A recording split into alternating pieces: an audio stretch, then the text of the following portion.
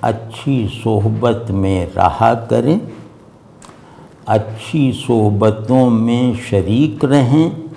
اچھی صحبتوں کے بانی بنیں۔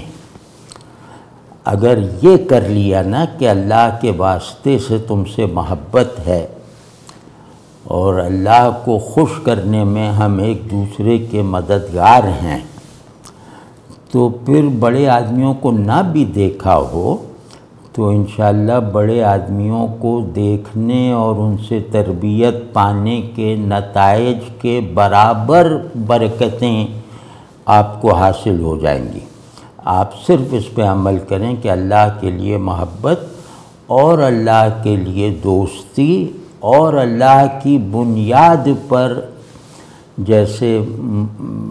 صحبت کا پورا نظام دیکھنا شروع کر دیں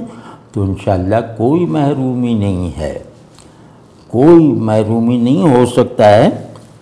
کہ ہم نے جن بڑے آدمیوں کو دیکھا ہو وہ ہمارے لیے آزمائش بن گیا ہو، ہم پر تو کچھ ہوا ہی نہیں، تو آزمائش بن گیا کہ مطلب ہمارے خلاف ایک بڑی شہادت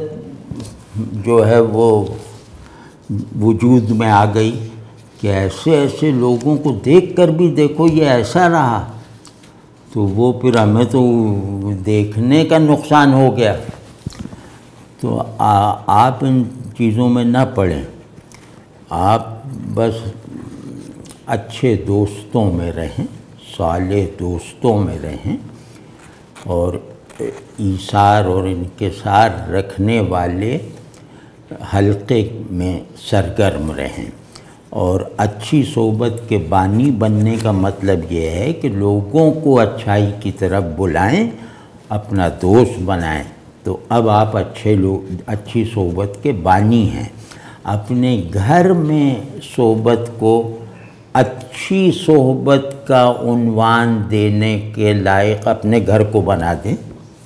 بیوی بچوں کے ساتھ اپنے تعلق کو اچھی صحبت کا بدل بنا دیں، اپنی بیگم اور بچوں کو ہی نہیں بلکہ اپنی بیگم اور بچوں کو اپنے لیے اچھی صحبت کا عنوان وہ نمونہ بنا دیں، تو انشاءاللہ کسی کو دیکھنا یا نہ دیکھنا یہ ثانوی چیز رہ جائے گا۔ یہ کر کے دیکھیں۔